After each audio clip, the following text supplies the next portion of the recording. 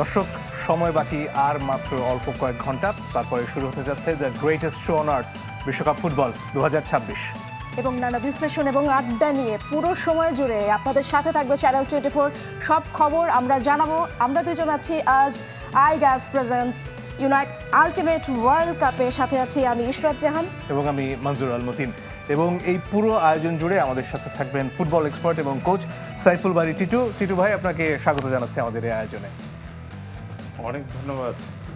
এবং শুরুতেই আপনার কাছে জানতে চাইবো যে এবারে বিশ্বকাপ চ্যাম্পিয়ন কে হচ্ছে, তবে তার আগে আমাদের ফ্যান জোনের সাথে একটু পরিচয় করিয়ে দিতে চাই। আমাদের সাথে ফ্যান জোন রয়েছে, ফুটবল যারা ভালোবাসেন, যারা ফুটবল দেখেন এবং অনেক পছন্দ করেন পুরো সময় জুড়ে, তাদের বাসায় অবশ্যই ফুটবল নিয়ে আলোচনা হয়, সেই ব্যাপারেই জানার চেষ্টা করব। আমাদের সাথে রয়েছেন চিত্রনায়িকা আফিয়া নুসরাত বর্ষা, আমাদের সাথে রয়েছেন sports content creator Arin Masia এবং আমাদের সাথে রয়েছেন ক্রীড়া সাংবাদিক আশরিক রুদ্র। সবাইকে স্বাগত জানাচ্ছি। পাশাপাশি এই শোয়ের প্রাণ ফ্যান জোন রয়েছে আমাদের সাথে, প্রত্যেকের নামটি একটু জানতে চাই। আমার নাম মাহি মুহতাসিম। আমার নাম তানভীর মোর্শেদ। আমার নাম সাদমান সাকিফ।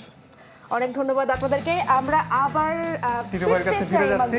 টিটু ভাই, অনেকে এই প্রশ্নের উত্তরে শুনতে চাইবেন যে ব্রাজিল চ্যাম্পিয়ন হচ্ছে, অনেকে শুনতে চাইবেন আর্জেন্টিনা হচ্ছে, তবে এখন পর্যন্ত যে হিসেব নিকেশ আমরা দেখছি তাতে বোধহয় এই নামগুলো খুব একটা এগিয়ে নেই। কারা এগিয়ে আছে? না, ডিফেন্ডিং চ্যাম্পিয়ন হিসেবে তো অবশ্যই আর্জেন্টিনার নাম আসবেই, বাট জিনিসটা হচ্ছে ওয়ার্ল্ড র্যাঙ্কিং বা অন্য সব হিসাব করলে ইউরো চ্যাম্পিয়ন স্পেন বেশ এগিয়ে সবার দৃষ্টিতে আর কি।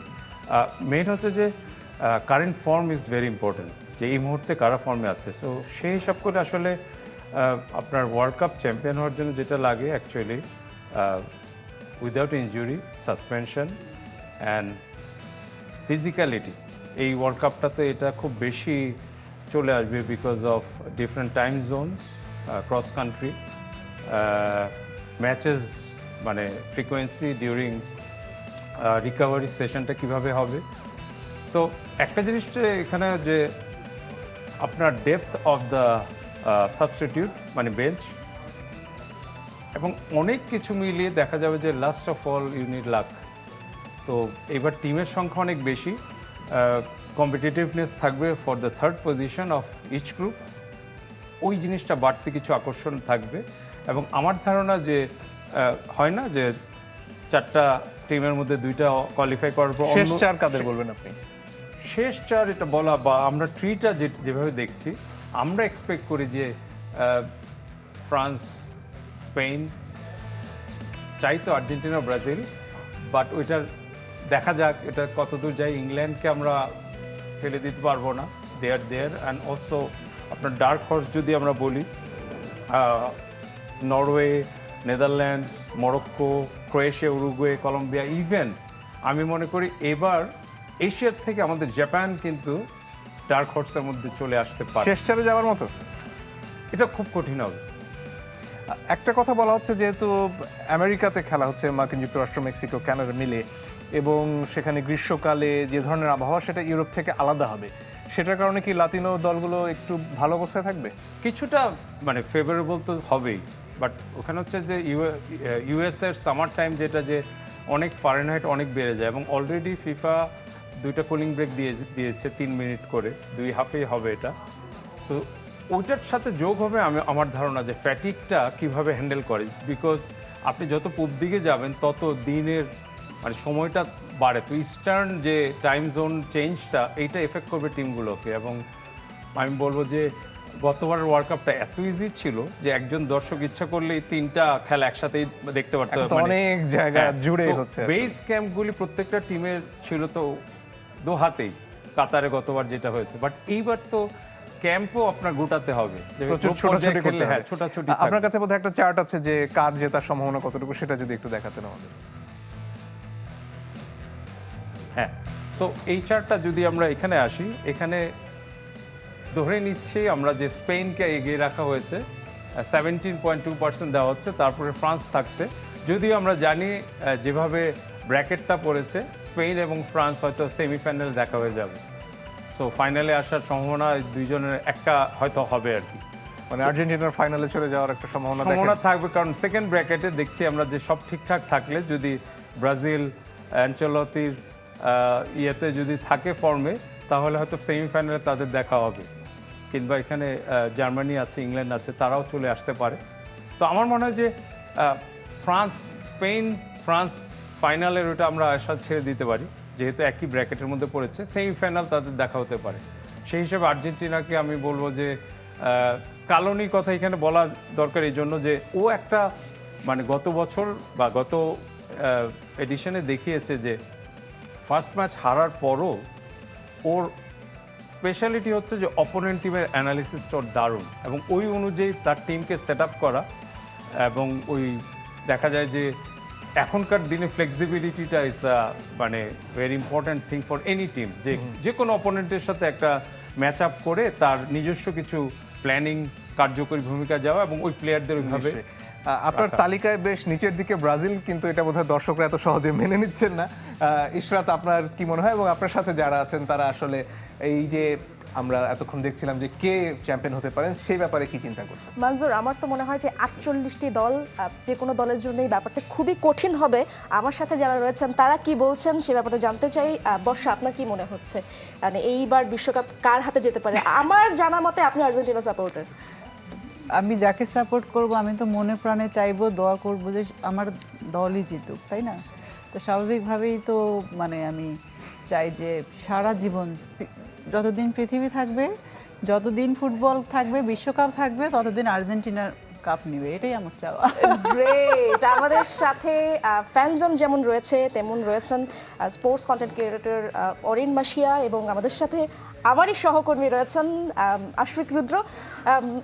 অরিন, আপনার কাছে যেতে চাই, কি মনে হচ্ছে এবার কার হাতে ওয়ার্ল্ড কাপে যেতে পারে? পাশাপাশি আপনি কোন দলের ফ্যান সে ব্যাপারটাও জানতে চাই। আপু, ইমোশনালি বলতে গেলে আমি তো ব্রাজিল ফ্যান, সো আমি তো ডেফিনেটলি চাবো যাতে ব্রাজিল জিতুক। বাট আমরা যদি একটু স্ট্যাটিস্টিক্যালি অ্যানালিটিক্যালি দেখি, যেরকম ভাইয়া বলতেছিল যে ডেপথ বেঞ্চের একটা ব্যাপার আছে, যে কার আসলে বেশি, কারণ অনেক ম্যাচ খেলা লাগবে, ফ্যাটিগের একটা ব্যাপার আছে। আমার মনে হয় ওই দিক থেকে ফ্রান্স আমার পার্সোনালি ফেভারিট মনে হচ্ছে এবার, কারণ ওদের ফরওয়ার্ডে আসলে অনেক অ্যাটাকিং অপশন, যেরকম আছে কেবল ডেমবেলে হচ্ছে ব্যালেন্ডার কন্টেন্ডার, এমবাপে আছে টপ স্কোরার হলো, তারপর চ্যাম্পিয়ন্স লিগে, দেন ওলিসে দুর্দান্ত ফর্মে আছে। তো আমার মনে হয় যে they have a different kind of depth. তারপর ওদের ব্যাকলাইনে হোক, তারপর শেরকি আছে, সো আমার মনে হয় যে ওদের একটা ডিফারেন্ট কাইন্ড অফ ডেপথ আছে। সো আমি পার্সোনালি ফ্রান্সকে একটু আগায় রাখবো। সিমিলারলি পর্তুগালের কিন্তু মিডফিল্ড অনেক স্ট্যাকড আছে, সো আমার মনে হয় যে সবাই আসলে পর্তুগালকে নিয়ে একটু sceptical, but I think Portugal might show us a surprise, কারণ ওদের মিডফিল্ড কিন্তু অনেক প্রুভেন বেশিরভাগ মিডফিল্ড। প্রেডিকশন আসলে ফ্রান্সের দিকেই যাচ্ছে। রুদ্র, আপনার কি মনে হচ্ছে? না, অবশ্যই এবার ওয়ার্ল্ড কাপে যদি আপনি প্লেয়ার প্লাস সব কিছু যদি বিবেচনা করেন, স্পেন এবং ফ্রান্সকে সবাই এগিয়ে রাখবে। কিন্তু আমার কাছে কেন মনে হচ্ছে যে এবার একটু চমক হতে পারে, এবার ওয়ার্ল্ড কাপে হয়তো বা এমন কারো কাছে ট্রফিটা যেতে পারে যারা এখন পর্যন্ত ওয়ার্ল্ড কাপ জেতেনি। যেখানে অবশ্যই এই ধরনের প্রশ্ন আসলে কিন্তু পর্তুগালের প্রসঙ্গটা আসে, যে ক্রিস্টিয়ানো রোনালদো তার হাতে হয়তো তিনি সব কিছু জিতেছেন, এখন পর্যন্ত তিনি ওয়ার্ল্ড কাপটা জেতেননি।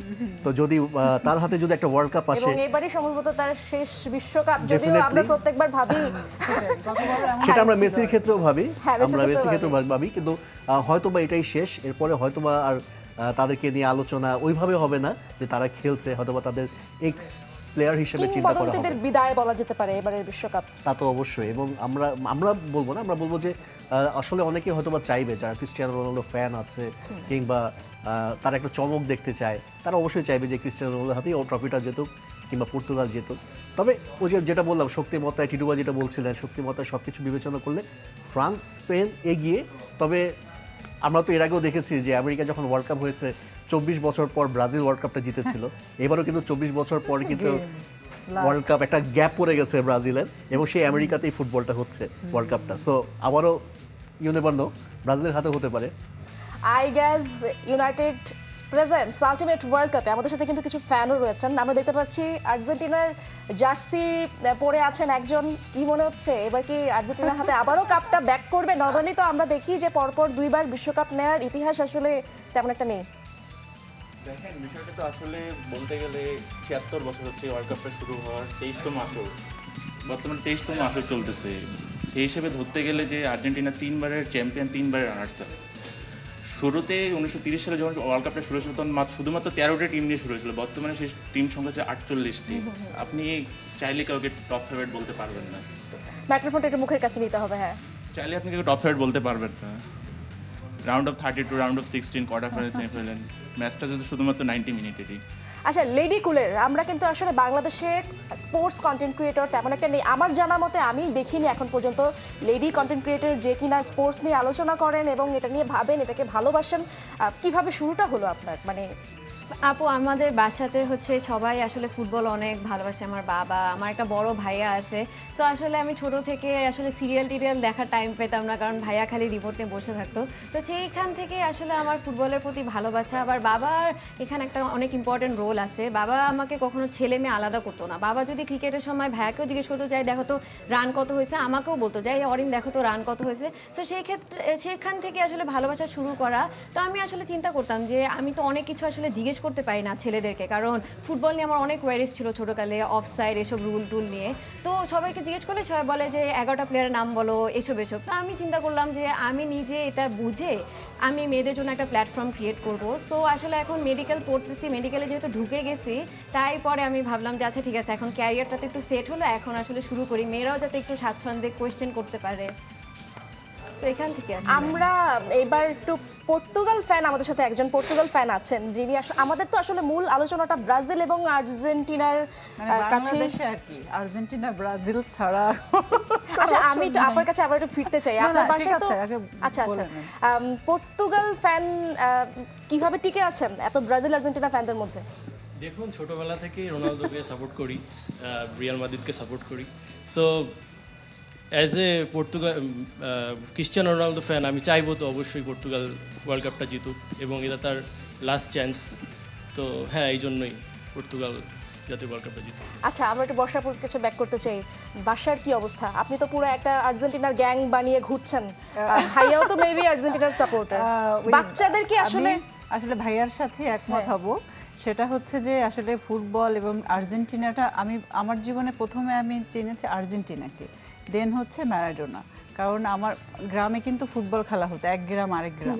সো আমার বাবা, আমার চাচা এরা ফুটবল খেলতো, তো এই জন্য এগুলো জানি আর কি। তো তখন থেকে আর্জেন্টিনা এবং মেসি বাবার মুখে শুনতে শুনতে, ম্যারাডোনা, দেন শুনতে শুনতে আজ পর্যন্ত মেসিতে আসছে আর কি। তো এই বাবার কাছ থেকে আসলে ফুটবল, আর্জেন্টিনা, ম্যারাডোনা, দেন মেসি। আমি যেহেতু মেসিকে ভালো লাগে, বাংলাদেশি ফ্যানরা বেশিরভাগই হাত দিয়ে গোলের ব্যাপারে বর্ষার কথাটা একটু শুনতে মানুষ, আপনি কি একমত হবেন কিনা যে আমরা কিন্তু আসলে বেশিরভাগই আসলে ব্রাজিল বা আর্জেন্টিনার সাপোর্টার, তাই না? কিন্তু হ্যান্ড অফ গডের কি অবস্থা? তো বাসায় যেটা, আমার ছেলেরাও মেসির খুব ফ্যান এবং তারা রোনালদোর খুব ফ্যান। কিন্তু জানি না আর্জেন্টিনাকে কেন এত ভালো লাগে। এটা আসলে শুধু যে মেসির জন্য তা না, কেন যেন একটা আর্জেন্টিনাকেই ভালো লাগে। ঠিক আছে, আমরা এই ব্যাপারে আরো বিস্তারিত পরে শুনবো, হয়তো টিটু ভাইও ব্যাখ্যা করতে পারবেন। আর টিটু ভাই, আজকে আমরা শুনছিলাম যে স্পেন এগিয়ে আছে আপনার হিসেবে, বা স্পেন বা ফ্রান্স, ইংল্যান্ড, অল ইউরোপিয়ান যদি সেমিফাইনাল হয় এবং তারপরে ফাইনালে যদি দুটো ইউরোপিয়ান দল থাকে, সেক্ষেত্রে কি আপনি বলছেন ইংল্যান্ড এবং স্পেনের সম্ভাবনা বেশি? এটা আসলে বলা মুশকিল এখনই, বাট এখানে যে এই ট্রেন্ডসগুলি আসলে খুব ইন প্লেতে আসবে, যা কারা চ্যাম্পিয়ন হবে, কারা কত দূর যাবে। স্পেশালি আমি বলবো টিনেজ সার্চ, যেটা যে ইয়াং প্লেয়ার্স, তাদের পারফরমেন্স, এবং আমরা ইয়ামাল থেকে শুরু করে এলদিস যাদের দেখছি।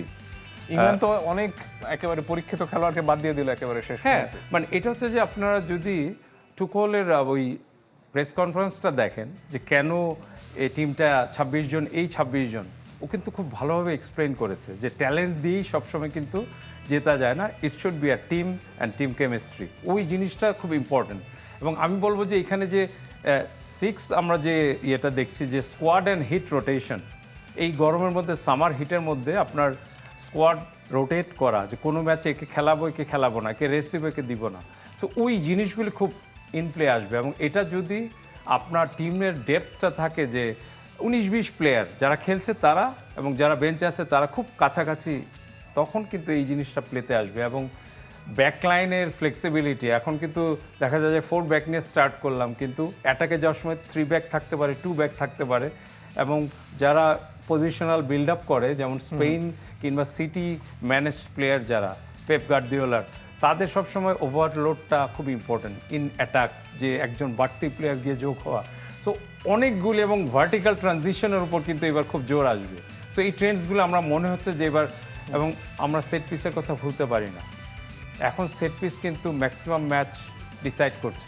তো আমি বলবো যে এটা বলা মুশকিল যে কারা কি, সবাই তো চায় চ্যাম্পিয়ন হতে, এবং ইউরোপিয়ানদের আসলে দৌরাত্ম্য বেশ কিছুদিন ধরে ছিল, যেটা আর্জেন্টিনা গতবার ছিনিয়ে নিয়ে গেছে। তো আবার ইউরোপ চেষ্টা করবে আমেরিকার মাটিতে গিয়ে বা শ্রেষ্ঠত্ব বজায় রাখার। আমরা আজকে রাত 1টায় যে ম্যাচটা হতে যাচ্ছে সেটার ব্যাপারে টিটু ভাইয়ের কাছ থেকে ফরমেশনটা সম্পর্কে একটু জানতে চাই, কিভাবে খেলাটা হচ্ছে এবং সবশেষে এই ম্যাচের ফলাফল কি হতে পারে, এই দুটো বিষয় আপনার কাছ থেকে শুনতে চাইব।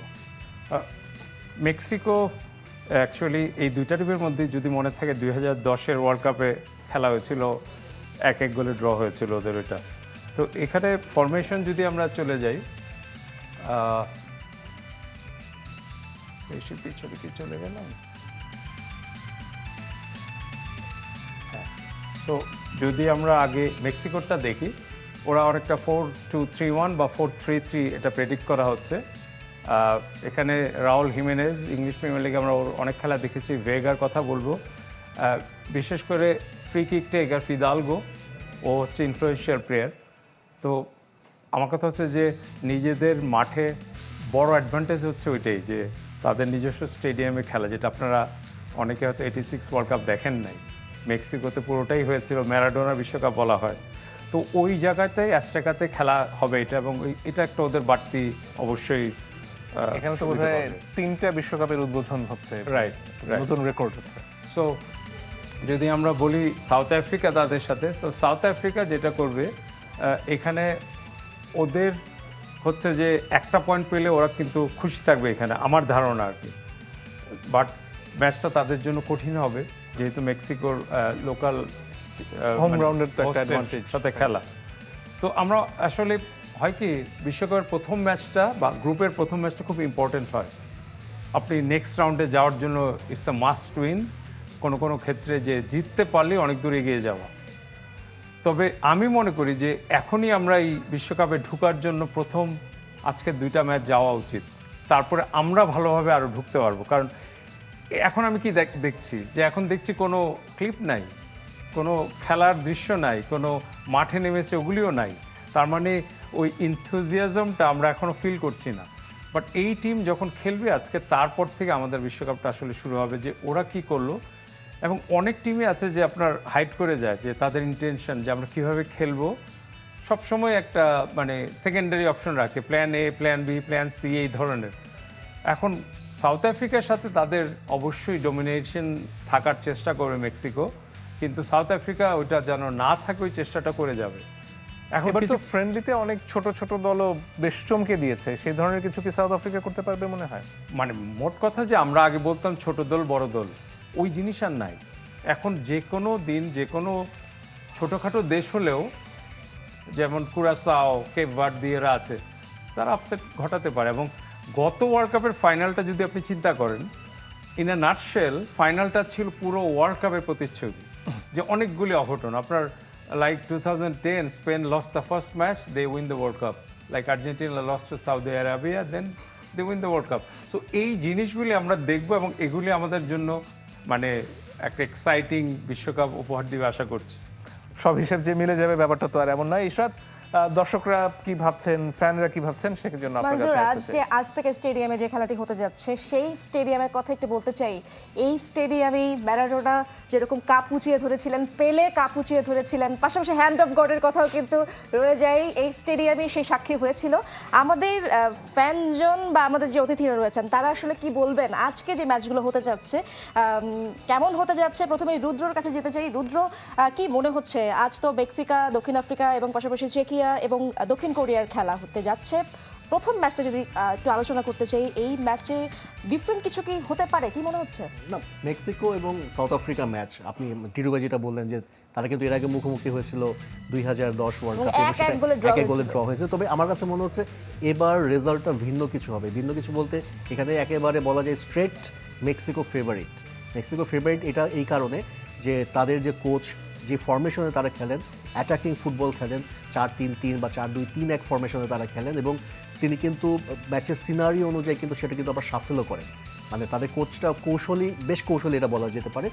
তাদের নিজেদের মাঠে খেলা, পুরো ফুল সাপোর্ট তারা পাবে, এতে কোনো সন্দেহ নেই।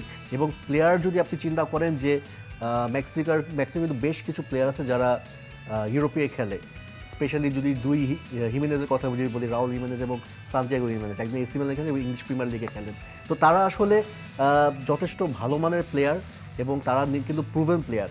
এবং আর রুদ্র একটি বিষয়ে অ্যাড করতে চাই, নিউজ রুমে যেহেতু আছি, হ্যান্ড অফ গড বললেই নিউজ রুম খেপে যাচ্ছে, কারণ এখানে আর্জেন্টিনার সমর্থকদের মানে সংখ্যাগরিষ্ঠতা বেশি। আর্জেন্টিনার জার্সি পরে এসেছেন। হ্যাঁ, জার্সি পরে, হ্যাঁ প্রযোজক আর্জেন্টিনার জার্সি পরে জার্সি পরে এসেছে। ও মাই গড, যদি এটা আমি আমাদেরকে জানতাম এই না। ক্ষেত্রে আমাদের দলের জার্সি ছোট্ট পরতে একটা দেওয়া তথ্য হয়। এবং জানাতে আমাদের চাই, দুই প্রযোজকই আর্জেন্টিনার, এখানে সংখ্যাগরিষ্ঠতা বেশি সেই একটা দলের। ছোট তথ্য জানাতে চাই যে আমরা শুনে এসেছি যে পেলে যেহেতু অনেক আগের প্লেয়ার, 1000 মতো গোল করেছেন ন্যাশনাল টিম, ক্লাব সবকিছু মিলে, কিন্তু 1000 গোলের মধ্যে কোনো গোল কিন্তু হাত দিয়ে নেই। এটা আর বলার দরকার নেই, ঠিক আছে। এটা আসলে উনি হাত দিয়ে দেয়নি, এটা কোনো কারণে অন্যদের হাত লেগে গেছে, বুঝছেন? এটা চাপাই দেওয়া ও হয়েছে। মাই গড। আচ্ছা, আমরা একটু ঈশ্বরের হাত।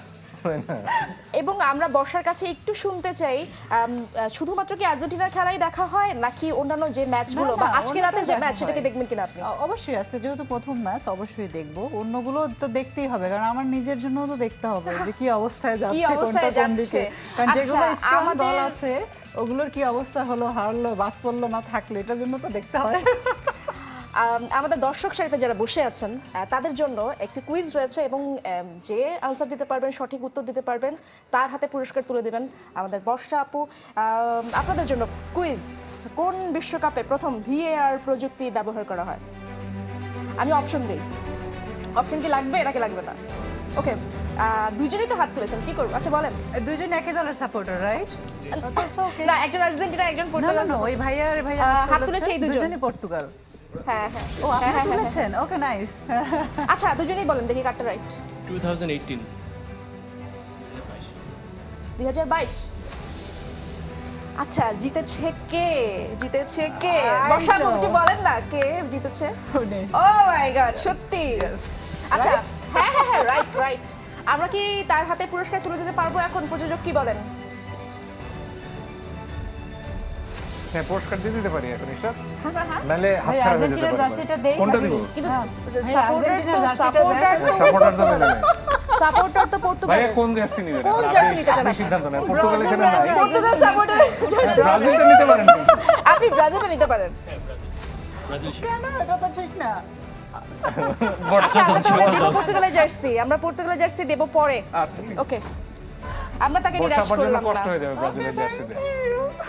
আচ্ছা, আমরা ইনফ্যাক্ট আমরাও বর্ষাপুর হাতে ব্রাজিলের হলুদ জার্সিটা দেখতেও চাই। দেখতে চাই, আমরা দেখতে চাই। না, আপু কি বলে, মানে কি বলেন এই আমরা ব্যাপারে? কিন্তু আসলে দল পাল্টাই না, মানে দল আমরা পাল্টাই দল না। যে হেরেছে আমরা যে পাল্টাবো এমন সব আর্জেন্টিনা ফ্যানদের না। আচ্ছা, লেডি কুলার কি বলে আজকের ম্যাচ নিয়ে আপনার মানে প্রেডিকশন কি? আপু, আমার কাছে পার্সোনালি একটু ইমোশনাল লাগছে দুইটা মানে ফিক্সচারেই, কারণ হচ্ছে সবাই যে শুরুতেই বলছিলেন যে কিংবদন্তিদের বিদায়, মেক্সিকোতেই কিন্তু ফার্স্টে আমরা জানি যে অনেক একটা লেজেন্ডারি প্লেয়ার আছে ওচোয়া, ওর কিন্তু এটা লাস্ট ওয়ার্ল্ড কাপ। সো এই ব্যাপারটা আমার মনে হয় যে ফ্যানদেরকে, প্লেয়ারদেরকে আলাদা একটা স্পিরিট দিবে, কারণ এত বছর ধরে ও আসলে খেলতেছে। সো এটা একটা স্পিরিটের ব্যাপার থাকবে। আর আমার মনে হয় যে ওদের একটা ইয়াং প্লেয়ারও আছে। এবং আজকের ম্যাচ নিয়ে আপনার প্রেডিকশন কি? মানে আজকে যে দুইটা ম্যাচ হতে যাচ্ছে, রাত 1টায় এবং সকাল 8টায়, পাশাপাশি উদ্বোধনী অনুষ্ঠান হবে রাত 11:30টায়, সব মিলিয়ে আজকে কি প্রত্যেকটা সেগমেন্ট আপনাদের দেখা হবে? রাতে উদ্বোধনী অনুষ্ঠান, তারপর রাত 1টায় ম্যাচ, আবার সকালবেলাও, মানে আমরা সারা রাত জেগে থাকতে হবে যেমন মনে হচ্ছে। এটা একটু ভালো হয়েছে। এমনিতে একটু কষ্ট লাগতেছে যে ইউএসএ তে ম্যাচ, আমাদের সাথে একটু টাইম মিলতেইছে না, বাট ফাইনালি আমরা একটু লাকি যে অ্যাটলিস্ট উদ্বোধনী ম্যাচটা উইকেন্ডে পড়ছে। তো কালকে যেহেতু শুক্রবার, আজকে তো ডেফিনেটলি কি সবই প্রেডিক্ট দেখবো। করছেন? কি মনে হচ্ছে যে কোন দুই দল? মেক্সিকো ডেফিনেটলি আমার মনে হয় যে জিতবে। এটা একটা ওয়ান সাইডেড ম্যাচই হবে, কারণ আমি যেটা বলছিলাম ওদের জিলবার্তো মোরা এরকম একটা ইয়াংস্টার আছে খুবই, এবং ওদের যে পজিশন ওয়াইজ ওরা যে ফুটবল খেলে অ্যামেজিং। সো আমার মনে হয় যে আনবিটেন ছিল, একটু মনে হয় ড্র করছে, মানে তেমন বেয়ারলি ওরা হারছে মেক্সিকো। এটা আমার মনে হয় একটা ওয়ান সাইডেড ম্যাচ হবে। আর কোরিয়াতেও আমার মনে হয় যে সানের একটা লাস্ট ওয়ার্ল্ড কাপ, এটাও আমার মনে হয় যে কোরিয়া একটু ডিফারেন্ট কিছু আমাদেরকে শো করবে। So আমার মনে হয় এবং 2016-তে কিন্তু, মানে 2026-এ কিন্তু এখন পর্যন্ত মেক্সিকো কোনো ম্যাচ হারেনি, অর্থাৎ এই বছর একেবারে অপরাজিত আছে। বাহ, তাহলে তো মেক্সিকোই যদি ডিফারেন্ট কিছু হয়, মানে আপনার কি মনে হচ্ছে? আমরা তো আসলে সবসময় প্রেডিকশন সবসময় আসলে আমাদের হয় না, মাঝে মাঝে আসলে ফর্মে ভালো থেকেও অনেকে খেলায় এসে দেখা যায় আসলে ভিন্ন খেলা দেখতে পাই। আপনার কি মনে হচ্ছে আজকের ম্যাচে কি ভিন্ন ধর্মী কিছু দেখতে পাচ্ছি কিনা? আমার যেটা মনে হয় যে মেক্সিকো এমনিতে স্কোয়ারের দিক থেকে অনেক এগিয়ে থাকবে, তো এদিক দিয়ে আমি আশা করতেছি যে এমনি জিতবে সাউথ আফ্রিকার সাথে। তবে দ্বিতীয় যে ম্যাচটা আছে এই দুইটা টিমই অনেকটা সেম। লাস্ট যদি আমরা ইয়েটা দেখি, স্টার্ট দেখি, দুই টিমে 7 ম্যাচ ধরে অপোজিট আছে। এক টিম 5টা জিতেছে, 2টা ড্র করছে, সেম ওটাও। তো আমি মনে করছি চেক রিপাবলিক আর হলো সাউথ কোরিয়া, ওই দুটা ড্র হতে পারে এক গোলে আমার ধারণা। তবে মেক্সিকো এবং সাউথ আফ্রিকার ম্যাচটা আমি মেক্সিকোকে 2-0 গোলে এগিয়ে রাখবো। এবং সাউথ কোরিয়ার রক্ষণ ভাগ নিয়ে কিন্তু একটু সন্দেহাতীত আমরা, এবং অনেকেই বলছেন, বিশ্লেষকরা কি বলছেন সাউথ কোরিয়ার রক্ষণ ভাগ নিয়ে? মানে তাদের প্লেইং স্টাইল যদি বলি, তারা কিন্তু খুব স্পিডি, খুব দ্রুতগতির ফুটবল খেলে। এবং এশিয়ার যদি দুজন পরাশক্তি যদি বলা হয় জাপান এবং কোরিয়া, দুজন একেবারে সমান। তবে কোরিয়ার কিন্তু আমরা দেখেছি এর আগেও জার্মানির মতো দলকেও তারা হারিয়েছে। তো চেকিয়ার সাথে চেকিয়ার রিসেন্ট পারফরমেন্স কিংবা তাদের যে খেলার ধরন সব কিছু বিবেচনা করলে আমার কাছে মনে হয় সাউথ কোরিয়া কিছুটা হলেও এগিয়ে থাকবে। বর্ষা, আপনার কাছে আবারও ব্যাক করতে চাই, এবারের বিশ্বকাপে ব্রাজিল সমর্থকদের বা ভিন্ন দলের সাপোর্টার যারা রয়েছেন তাদেরকে পচানো কি হয়েছে কিনা? না, কখনো হয়? পচাইছি এখনো শুরু হয়নি। কালকে কারা জানি 8 বার রেড কার্ড দেখছে। আচ্ছা, মানে ওইরকম কাউকে না, আমরা সবার উদ্দেশ্যে আর কি ওইরকম পচাই নেই। আচ্ছা, দেখা যাক একটু 2-4 দিন। আচ্ছা, গত বিশ্বকাপে যখন সৌদি আরবের কাছে আর্জেন্টিনা হেরে গেল, তখন আপনি কোথায় ছিলেন এবং আপনার অনুভূতিটা জানতে চাই। আমি দুবাইতে ছিলাম। হ্যাঁ, তো আমি আসলে খুব মুভিং এর মধ্যে ছিলাম। তো আমি শুধু দেখছিলাম যে কি অবস্থা। মানে যখন এটা আমি দেখলাম ফাইনালি এটা আসলো, তখন আমার কাছে মনে হয় এটা কেন হলো। আই মিন, মানে মেসি কি সৌদি আরবের ক্লাবে খেলে, এই জন্য কি কোনো টেকনিক ছেড়ে দিচ্ছে নাকি যেটার কারণে এটা হচ্ছে? আচ্ছা অরিন, মেক্সিকো সিটিতে মানে অনেক ঐতিহ্য যেমন রয়েছে, সেখানকার সেইখানে খেলাটা এবং মেক্সিকো দল যখন খেলবে বাড়তি সুবিধা কি পাবে কিনা, যেহেতু তারা স্বাগতিক টিম, এবং কি সুবিধা তারা পেতে পারে, কি মনে হচ্ছে? আপু, আমার কাছে মনে হয় যে হোম গ্রাউন্ডে ডেফিনেটলি একটা অ্যাডভান্টেজ থাকে, আপনার ক্রাউডের একটা অ্যাডভান্টেজ থাকে। আর আমি যেটা বললাম যে ইমোশনালি ওরা অনেক বুস্টেড থাকবে, কারণ ওদের আসলে আমার মনে হয় যে ওরা আজকের ম্যাচে ডেফিনেটলি ফেভারিট থাকবে। এতগুলো ফ্রেন্ডলি ওরা ভালো খেলে আসছে এবং ওদের ফিফা র্যাঙ্কিংয়েরও পজিশন ভালো। সো আমার মনে হয় যে ক্রাউডরা ওদেরকে যেভাবে সাপোর্ট দিবে, এটাতে তো ডেফিনেটলি আগায় থাকে। তারপরে আবার আপু যে টেম্পারেচার এখন কিন্তু একটা অনেক ইস্যু হয়ে যাচ্ছে, যে অনেক জায়গায় গরম, অনেক জায়গায় হচ্ছে কি একটা টেম্পারেচার হিউমিডিটির একটা অ্যাডজাস্টমেন্টের ইস্যু আছে। তো আমার মনে হয় যে এটা home ground advantage definitely Mexico পাবে। রুদ্র, আপনার হ্যাঁ রুদ্র, আপনার কি মনে হয় সেখানে আবহাওয়ার সাথে কি তাল মিলাতে পারবে? বিশেষ করে দক্ষিণ আফ্রিকা পারলেও দক্ষিণ কোরিয়ার জন্য, যখন দক্ষিণ কোরিয়া খেলতে যাবে তখন তাদের সাথে কি সেটা ম্যাচ হবে কিনা, কি মনে হচ্ছে? দক্ষিণ কোরিয়ার জন্য, চেকিয়ার জন্য, হ্যাঁ, দক্ষিণ কোরিয়ার জন্য যতটুকু ডিফিকাল্ট, ডেফিনেটলি চেকিয়ার জন্য কিন্তু ততটাই ডিফিকাল্ট হবে। কারণ দক্ষিণ কোরিয়া বলেন কিংবা চেকিয়া বলেন, কোনো জায়গার কন্ডিশন কিন্তু আপনার বাবা কিন্তু মেক্সিকোর মতো না। তো দুজনকেই স্ট্রাগল করতে হবে আবহাওয়ার কথাটা যদি বলতে হয়। সেক্ষেত্রে যেহেতু আমি শুধু এইটা বিবেচনা করেছি যে দক্ষিণ কোরিয়ার শক্তিমত্তা, তাদের ট্যাকটিক্স এবং তাদের প্রিভিয়াস রেকর্ড, এগুলো চিন্তা করলে একটু এগিয়ে। তবে মেক্সিকো এবং দক্ষিণ আফ্রিকার কথা যদি বলা হয়, হ্যাঁ, আজতেকায় খেলা হচ্ছে, সেখানে এত ক্রাউড হবে। মেক্সিকোর যেমন তাদের অ্যাডভান্টেজ আছে, চাপও আছে, একটা প্রত্যাশার চাপও থাকবে।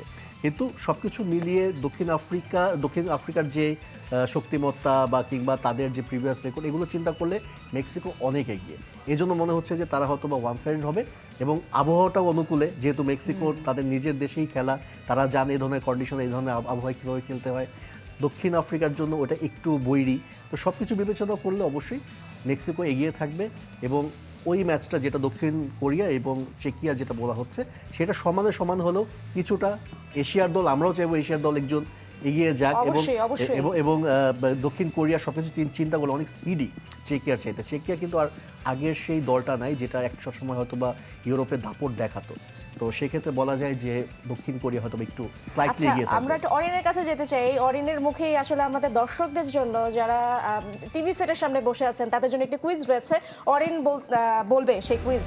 আজকের প্রশ্ন, 1958 বিশ্বকাপে সবচেয়ে কম বয়সী গোল করা খেলোয়াড় কে? Option A Pele, option B Maradona, option C Baggio, option D Klose. উত্তর দেওয়ার জন্য ভিজিট করুন facebook.com/sports24team এই ঠিকানায়। সঠিক উত্তরদাতা পাবেন চ্যানেল 24 এর পক্ষ থেকে আকর্ষণীয় গিফট। অরিন, কি মনে হচ্ছে এবারের বিশ্বকাপ কেমন হতে যাচ্ছে? প্রতি বিশ্বকাপে চেয়ে বা 96 বছরের ইতিহাসে এবারই প্রথম অনেক কিছুই হচ্ছে, কি মনে হচ্ছে কেন এটি আলাদা, বা এবারের বিশ্বকাপে আমেজটা কেন একটু বেশি?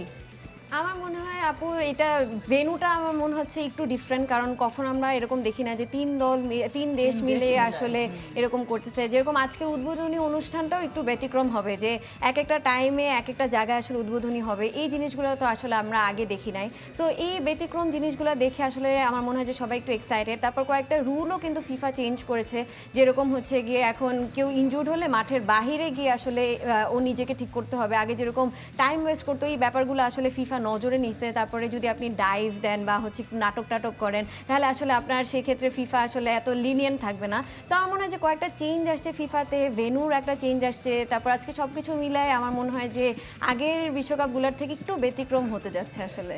আরেকটা ব্যাপার বোধহয় মনে রাখা খুব জরুরি, এবার অনেকে 6 বার বিশ্বকাপ খেলার রেকর্ড করছেন, একই সাথে শাকিরাও কিন্তু 3 দশক ধরে বিশ্বকাপের সাথে জড়িয়ে আছেন।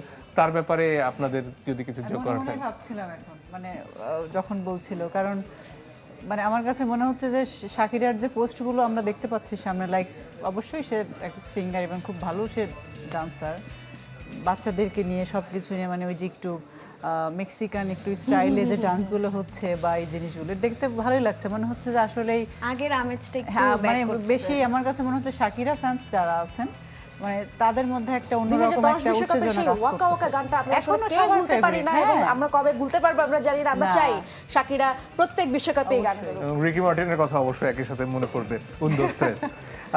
টিটু ভাই, আপনার কাছে ফিরে আসি। দ্বিতীয় ম্যাচ, এখানে আপনি আসলে কাকে এগিয়ে রাখবেন, ফরমেশনের ব্যাপারে যদি আরেকটু বিস্তারিত জানাতেন। দুইটা টিভি অনেকটা মিরর ফরমেশন, 3-4-3 কিংবা 3-4-2-1। তো মেইন হচ্ছে যে আমরা যদি সাউথ কোরিয়ার হং মিয়ং-বো হচ্ছে তাদের কোচ, যে আন্ডার-23-ও কোচ ছিল 2012-তে, তারপর অনেকদিন সে বোধহয় টিমের সাথে কাজ করে নেই। সন হিউমিং হচ্ছে নিঃসন্দেহে যে এখানে আমরা দেখছি যে সন্স মেইনলি রোল থাকে হচ্ছে লেফট অ্যাটাকিং মিডফিল্ডার, স্ট্রাইকিং ঠিক না, তারা অনেকটা লিঙ্ক আপ প্লে করে এবং নিচে থেকে যায়। তো এইখানে আমি বলবো যে সাউথ কোরিয়ার সাথে যদি লাস্ট ম্যাচগুলি তারা একটা ভালো 2টা জয় পেয়েছিল, বাট তারপরে আবার 2টা বাজে হেরেছে।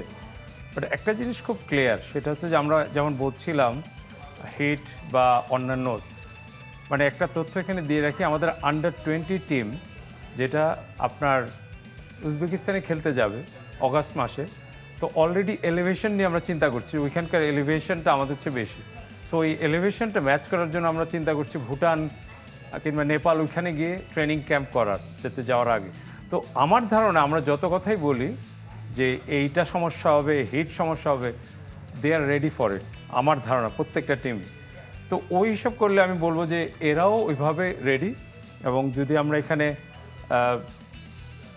চেকিয়ার কথা বলি বা চেক রিপাবলিক, আমি জানি না নাম কেন কঠিন করছে দেশগুলি, বাট এখানে শিখের আমার কথা মনে আছে, আমাদের প্যাট্রিক শেখ, সৌফল, এরা যেভাবে খেলে এদেরও ফরমেশনটা অনেকটা ম্যাচ করে কোরিয়ার সাথে। তারপরে এই ম্যাচটা কী হবে এটা হচ্ছে আমি বলছি না, লোকে বলছে, প্রেডিকশন দিচ্ছে অন্যরা, যে যেমন ফার্স্ট ম্যাচে আমার হয়ে অনেকে যে বলে দিল 2-0, তো এটা কিন্তু লোকজন বলছে। আসলে এটা তো আমরা তো গণক না, আমরা বলতে পারবো না 2-0 হবে না 2-1 হবে, এমন হতে পারে 3-2ও হতে পারে। তো এইখানে সবাই বলছে যে এখানে সাউথ কোরিয়ার দে হ্যাভ চান্সেস, যেটা আমি বিশ্বাস করি যে এশিয়ার দল হিসাবে আমরা উই শুড বি মানে সাপোর্ট ফর কোরিয়া, বাট বলা মুশকিল, 1-1ও হতে পারে। তো আমি বলবো যে স্পিডের বিচারে কাকে এগিয়ে রাখবেন? স্পিড হচ্ছে যে বয়সের এটা যদি আমরা দেখি যে কোরিয়ার প্লেয়ারদের ফিজিক্যালিটি সবসময় বেটার হয়, ইন্টেন্সিটি রান এবং physically dual on the air, এই জিনিসগুলোতে কোরিয়া ভালো, বাট চেকিয়া অবশ্যই ভালো। কিন্তু এখন কথা হচ্ছে যে একটা দল আরেকটা দল সম্পর্কে এত বেশি জানে, কারণ এইটা কথাই থাকে you have to find anything and everything about the opponent. তো যত বেশি জানে, এবং কোচরা এখন অনেক মেথডিক্যাল যে জিপিআরএস ইউজ করছে, ডেটা সংগ্রহ করছে, বাট দেন এগেইন আমাদের বলতে হবে যে it's only a support system. football will come from the brain and it needs players like Messi, Ronaldo to do something in a glimpse of মানে split of a second. তো ওই জিনিসগুলিও আমি থাকবো এবং বিশ্বকাপে আমার সবসময় যেমন আমি এখানে স্ক্রিনে দেখছিলাম আমরা প্রেশারে আছি যারা নিজেদেরকে পণ্ডিত দাবি করছি অনেকে দেখছি বিভিন্ন টিভিতে স্যুট লাগিয়ে সুন্দর কথা বলছে তো এটাও আমাদের ভিতরে একটা কম্পিটিশন অ্যান্ড উই লাভ ইট এসব মিলিয়ে তো আসলে greatest show on earth. Ishrat, বোধহয় কিছু পুরস্কার আপনার হাতে চলে এসেছে এর মধ্যে। হ্যাঁ, আমাদের কাছে কিছু পুরস্কার রয়েছে, কিন্তু সবার জন্য না। রুদ্র, বুঝতে পারছেন আপনি। আমাদের কাছে পুরস্কার রয়েছে এবং এই পুরস্কারগুলো আমি হাতে তুলে দিতে চাই আমাদের অতিথিদের আপনার জন্য। একে একে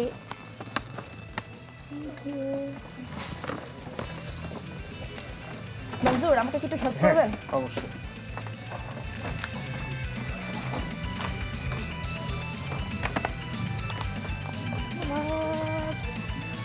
পুরস্কার না পেয়ে রুদ্র কেমন রুদ্র, কি লাগছে? অনুভূতি? মানে সবাই পুরস্কার পেল, আপনি খুবই খারাপ। আমরা তো পেলাম না, তাই না? টিটু ভাই পেলেন। আমরা অবশ্যই পাচ্ছি না। অবশ্যই টিটু ভাইকে তো একই অনুভূতি হ্যাঁ, আমাদের। টিটু ভাইকেও আমরা দিতে পারছি না, মানে কি একটা অবস্থা।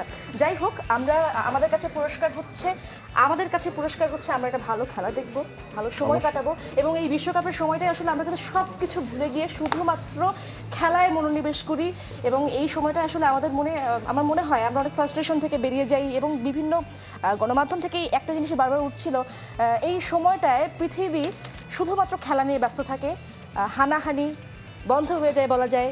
আমরা চাইবো আমাদের যুদ্ধ বিগ্রহ বন্ধ হোক, আমরা শান্তি চাইবো, আমরা চাইবো খেলার মাধ্যমে সম্প্রীতি। কি মনে হচ্ছে রুদ্র? অবশ্যই আমি যেমন গতকালই আমি আমার স্ত্রীকে বলছিলাম যে মনে করো 1 মাসের জন্য আমি ব্যাচেলর, মানে তোমার আমার সাথে সেই সম্পর্কটা নাই, মানে আমাকে হয়তো বা আগামী 1 মাস এভাবে কাজ করতে হবে কিংবা দেখা যাবে যে একেবারে সব কিছু ভুলে গিয়ে শুধুমাত্র ওয়ার্ল্ড কাপ কি খেলা হচ্ছে, কিভাবে কি বিশ্লেষণ করতে হবে, কিভাবে রিপোর্ট তৈরি করতে হবে, এইসব নিয়ে শুধু মনোনিবেশ করতে হবে। তো অন্য কোনো দিকে আমার মনোযোগ দেওয়ার সময় নাই। একদমই। বর্ষা, কি মনে হচ্ছে? বাসায় তো আপনার কোনো প্রতিদ্বন্দ্বী নাই, সবাই আর্জেন্টিনার ফ্যান, সবাই। তো আমরা কিন্তু সেটে বাসার স্টাফ তো আমরা 10-12 জন, হ্যাঁ, কিন্তু বাকিদের কি অবস্থা? আপনি যদি আমার 2 সন্তান এবং আমার হাজবেন্ডের কথা জিজ্ঞেস করেন তাহলে এখানে আমরা সবাই এক, আর বাকি ওই 4-5 জন ওদেরকে জিজ্ঞেস করতে হবে তোমরা কোন দল কাকে কে সাপোর্ট করো। আচ্ছা, আমরা কিন্তু এই সেটে মানে অনন্ত বর্ষাকে একসাথে দেখতে চাই, যদিও প্রতিদ্বন্দ্বিতাপূর্ণ হবে না, দুজনে একই দল সাপোর্টার, কিন্তু আমরা চাইবো যে আপনাদের দুজনের জন্য মানে যারা আর্জেন্টিনা সাপোর্টার রয়েছেন তাদের জন্য অবশ্যই। ইনশাআল্লাহ, শিওর। আমি কিন্তু দেখেছি এর আগে আলটিমেট ওয়ার্ল্ড কাপে দুজনকে একসাথে। ও আচ্ছা আচ্ছা, গত বছর হ্যাঁ, না তারও আগে, তারও আগে বা 2014-তে মেবি। হ্যাঁ, আসবো, কোনো প্রবলেম। 14 সালে মেবি এসেছিলেন, আপনারা ভুলেও গেছেন মনে হয়। হ্যাঁ, আসলে আমার মনে নেই, তবে 14 সালের কষ্টটাও অনেক বড়। এটাও মনে করতে চাই না, কারণ আমি তখন প্রথম বেবি আমার পেটে, মেবি আমি 7 মাস তখন আমার বেবি আমার পেটে ছিল। আমি ম্যানচেস্টার সিটিতে ছিলাম, মানে মিটিংয়ের কাজে গিয়েছিলাম তখন, মানে যখন খেলাটা ভাইয়া হোটেল রুমে দেখছিলাম জার্মানির সাথে, মানে আমার খালি মনে হচ্ছিল আমি গিয়ে গোলটা করে দেই আর্জেন্টিনার পক্ষে। আমাদেরও সেম 2014 সাল আমরা আচ্ছা, ব্রাজিল নিয়ে তো কথা না বললেই নয়, সাপোর্টারদের জন্য অবশ্যই আমাদের একটু বলতে হবে। ব্রাজিল সাপোর্টার হিসেবে মানে অরেন, ব্রাজিল নিয়ে কিছু বলতে চান কিনা, বা এবার আসলে ব্রাজিল কেমন করতে পারে কি মনে হচ্ছে? আপু, আমার মনে হয় সবাই একটু স্কেপটিক্যাল, কারণ আসলে নেইমারের ইনজুরিটার কারণে, আবার হচ্ছে গিয়ে মানে ফার্স্ট ম্যাচে মরক্কোর ম্যাচে আসলে ওকে অনেক দরকার ছিল, যে ম্যাচটাতে আসলে ও খেলতে পারতেছে না। এটা মনে হয় আমার জন্য যে আমরা একটু পিছিয়ে গেলাম, এই সময় আসলে নেইমারকে দরকার ছিল। But I have full faith on Ancelotti, কারণ ও কিন্তু লাস্ট দুইটা ফ্রেন্ডলিতেই কিন্তু আমরা অনেক ভালো করে জিতেছি। অনেক ধন্যবাদ সবাইকে, অনেক অনেক ধন্যবাদ। আমরা এই গল্প করতে থাকলে আসলে শেষ হবে না, সময় যাবে, কিন্তু আমরা প্রতিদিন একই সময় গল্প করব এবং সেই গল্পেই জমে থাকবো পুরোটা সময়। এবং টিটু ভাই, কালকে একই সময় আপনার সাথেও দেখা হবে এবং আমাদের 3 জন সহকর্মী এই খেলা কভার করতে গেছেন, সেখান থেকে তারা সবশেষ খবরগুলো আপনাদেরকে জানাবেন। এবং এই যে পরিস্থিতি যেখানে আসলে একটা অনিশ্চয়তা রয়েছে, আশা রয়েছে, নিশ্চয়ই আপনাদের পছন্দের দল ভালো করবে এবং সেই আশা রেখে টিটু ভাই, বর্ষা, পাশা, আজকে যারা সবাই আমাদের সাথে যোগ দিয়েছেন সবাইকে ধন্যবাদ জানিয়ে আজকের মতো আমরা বিদায় নিচ্ছি। কালকে আবারও একই সময়ে আপনাদের সাথে দেখা হবে I guess United presents ultimate world কাপে। অনেক ধন্যবাদ।